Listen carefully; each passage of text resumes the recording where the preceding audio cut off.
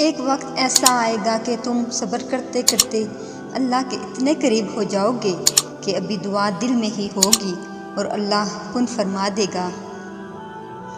میرا رب ہی ہے جو ہر مشکل کو آسانی میں بدلتا ہے۔ جب انسان اپنے اللہ پر اس قدر بھروسہ کر لیتا ہے کہ اللہ کے سوا کوئی بھی اس کی ضرورت پوری کرنے والا نہیں، تو اللہ تعالیٰ بھی اپنے بندے کو مایوس نہیں لوٹاتا۔ دعائیں نصیب سے نہیں بلکہ نصیب دعاؤں سے بدلتا ہے۔ تم اتنے یقین سے مانگو کہ تمہارے یقین کے بعد کہانی معجزوں کی لکھی جائے۔ آپ کسی کو بھی دو چیزوں کے لیے زبردستی مجبور نہیں کر سکتے، ایک محبت، دوسرا عبادت۔ دونوں دل سے ہوتی ہیں اور دونوں کا رشتہ روح سے جڑا ہوتا ہے۔ جو خود کو اللہ کے حوالے کر دیتے ہیں، ان کی قسمت کی الجھی ڈور کو اللہ سلجھا دیتا ہے۔ جب تھک جاؤ تو اللہ کے سامنے جھک جایا کرو، کیونکہ لوگ تھوڑی سی غلطی پر چھوڑ جاتے ہیں، لیکن اللہ تھوڑی سی عبادت میں بھی تھام لیتا ہے۔ اپنے سب راز اللہ کو بتایا کرو، اس سے بڑھ کر پردہ رکھنے والا کوئی نہیں۔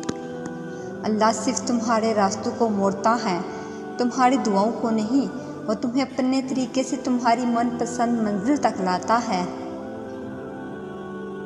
اللہ پاک ایسا وقت بہت جلد لائے گا جب تم اپنی آنکھوں سے اپنے لیے معجزے ہوتے دیکھو گے۔ ماں کے قدموں تلے تو جنت ہوتی ہے، لیکن باپ کے قدموں تلے پتہ کیا ہوتا ہے؟ باپ کے قدموں کے نیچے ایک پرانا جوتا ہوتا ہے جو اولاد کی خاطر رزق حلال کی جدوجہد میں در بدر ہوتے ہوتے گھس جاتا ہے۔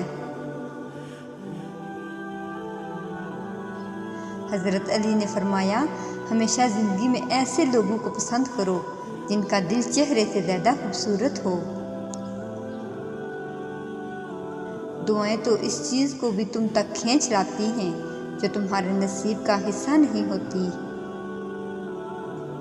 نماز کو محبت سمجھ کے ادا کیا کرو تو اللہ پاک اگلی نماز کے لیے تمہیں خود کھڑا کر دے گا۔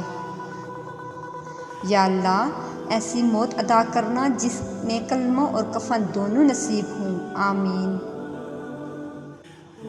خدا ایسا نمازی بنا دے کہ نماز پڑھے بغیر گزارا ہی نہ ہو۔ عورت کبھی سمجھ نہیں سکتی مرد تو اپنی پسندیدہ عورت کو چھونے والی ہواؤں کا بھی دشمن ہوتا ہے۔ رسول اللہ صلی اللہ علیہ وآلہ وسلم نے ارشاد فرمایا، دنیا فائدہ اٹھانے کی چیز ہے اور دنیا میں سب سے زیادہ فائدہ دینے والی چیز نیک بیوی ہوتی ہے۔